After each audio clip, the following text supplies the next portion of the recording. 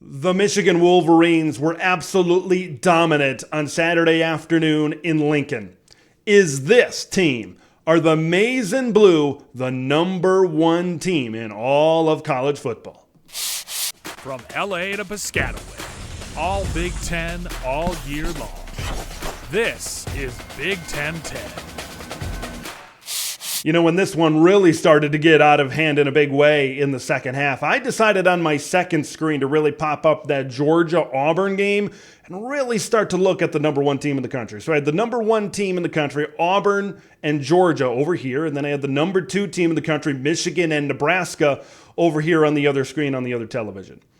And I'm looking at these two teams, and I thought in the back of my mind, well, look how Georgia had to come back to beat South Carolina. Look how they're playing against Auburn. And then I look to the other side and I look at Michigan and what they're doing.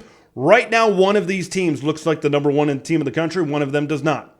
The Wolverines look like number one. That's just what I've seen through my eyes, through my lens, so to speak. So let's get into this game. When you got to start strong when you play Michigan. If you don't start strong, it's not going to go well. And this was the opposite of a strong start for Nebraska, right? When you allow Michigan to drive all the way down the field, score. Quiet the crowd down a little bit. Then you turn it over almost immediately. Crowd starts to get restless a little bit. Then Michigan turns it into the points and the crowd almost becomes non-existent and it starts flowing out of the stadium. When this one got to 14-0, it was over. It was done.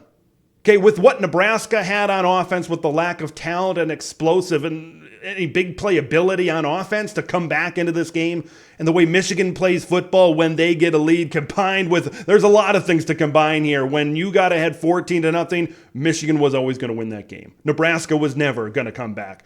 I really thought Nebraska would play a little bit better in this game, but this game really proved to me just how dominant Michigan is, especially in the Big Ten, and how teams like a Michigan, how far away they are above some of the rest of the teams in the Big Ten. When Matt Rule looks across at Jim Harbaugh, he looks across that sideline, we know that's what Matt Rule wants to be. He said it time and time again. I want a dominant offensive line. I want to be able to run the football. I want to be great on defense. He wants to be great in the trenches. He might be a little bit jealous of what Michigan is right now. Because this Michigan line, specifically their offensive line, was the main cog in the machine, the main ingredient to their dominance in Lincoln, Nebraska. That O-line, man, I don't know if JJ McCarthy had one single blade of Memorial Stadium grass on his uniform. It was nice, shiny, and white the whole afternoon. And when you give JJ McCarthy that kind of time, when you give him 4 seconds, when you give him 5 seconds, he's able to do what he did. He's able to throw balls on a dime. He's able to display his arm talent. You know, JJ McCarthy's probably not going to be mentioned for this whole season in the Heisman conversation. Because there's going to be games like this where Michigan only throws it 15 times a game, maybe 20 times a game. Unlike the Caleb Williams and the Michael Penixes of the world where they're putting up 4 touchdowns, 5 touchdowns, 6 touchdowns a game. That's not Michigan. That's not JJ McCarthy. But I think when you compare the talent, the arm talent, the accuracy, the awareness, things like that, those quarterback intangibles, when you compare that to other quarterbacks in the country, I believe JJ McCarthy stacks up with them. Sure, he's had his times. Sure, he's had his bumps in the road. But man, this kid can sling it. And he provides Michigan a great chance to go all the way, to win every single one of their potential 15 games that they might play this season. When you got no pressure, right, you're still talking about that Michigan offensive line and their dominance, there were some question marks with Michigan. Some people said, well, maybe it's not that Joe Moore award-winning offensive line that we're used to. Some of those question marks, maybe some of those questions are starting to fade away a little bit after a performance like this. But when Nebraska can't put pressure on the passer and they are just getting owned up front in the run game and they are just getting bowled over and bullied and pushed over, that's how Michigan wants to play. This is bully ball. This is Jim Harbaugh football. This is what Nebraska wants to be, but they are very far away from being that kind of football team right now. Blake Corum, let's talk about him just a little bit. You know, beginning of the season, maybe he took it easy a little bit trying to get back into the swing of things coming off that injury. You saw his cutting ability start to come back a little bit during Rutgers, but there were certain times and points and runs during this game where he's really starting to get things back. We know that vision is there, but the great thing about Blake Corum and his running ability is to be able to cut on a dime and really find the hole. We know his vision is wide. We know he can find the hole. It's just getting those legs back to where he wants to be, back to where we know Blake Corum can be. I really start to saw some of that cutting ability that we all know and love from Blake Corum really start to, maybe from Nebraska's point of view, rear its ugly head and maybe rear its ugly head for upcoming defenses on Michigan. Let's talk about Nebraska here for just a minute. They are extremely limited on offense. This Husker offense, if they can't run the ball, like, if Michigan does what they did, we'll talk about the Wolverine defensive line here in just a minute.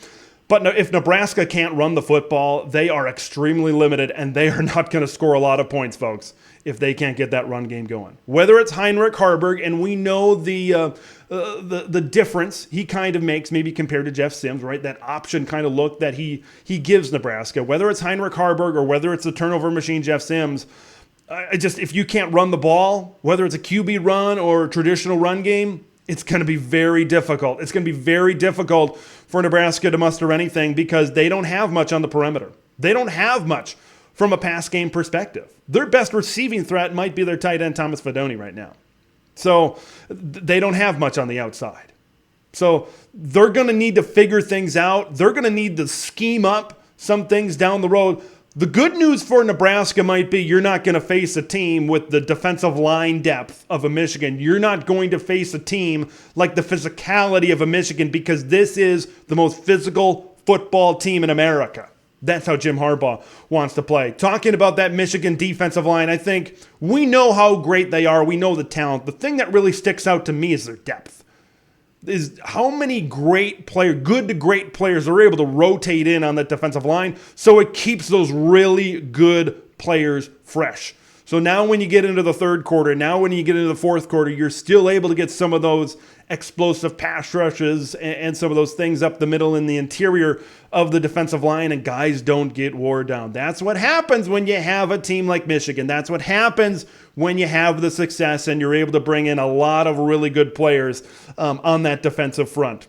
This is a dominant performance. I believe from what these eyeballs have seen. Now look at the name of the channel. Maybe these eyeballs are different than maybe other people's eyeballs and what they see. But from what I see in the right here and the right now, I believe the Michigan Wolverines are the very best team in college football, which also means I believe Michigan is the best team in the Big Ten Conference right now. Look, I get it's Rutgers. I get it's Nebraska. These aren't great Big Ten teams. But the way Michigan is starting to look, they just get more dominant and dominant and dominant every single week. I've said it on this channel before. And a lot of people, maybe outside of this channel and a lot of people nationally are going to say, look at the schedule. And that's fine. You can say that. But if Michigan continues to dominate this schedule and they receive little to no pushback from their opponents, you have to respect their dominance right now. Okay, they might not play a ranked team until Veterans Day, November 11th against Penn State. Okay, and a lot of people nationally, they're going to push back on that and say, well, Michigan hasn't played anybody. But if Michigan continues to win by 40 points every single game, you got to take that into consideration. When you dominate a Big Ten schedule, and if they continue to dominate it like this, you got to give them the benefit of the doubt. I want to hear what you guys think. Do you think Michigan is the number one team in all of college football? And what does Nebraska have to do to try to maybe turn this thing around and maybe get some wins against their division opponents in the Big Ten West to possibly maybe have an outside shot at continuing in that division race as this season goes along? Leave your thoughts in the comments below. I'm Big Ten Ted. We'll see you in the next one. Thanks for watching Big Ten Ted, where it's all Big Ten all year long. Make sure to like the video to spread the word of Big Ten Ted to the masses, and subscribe to the channel for updates on Big Ten content that drops every day.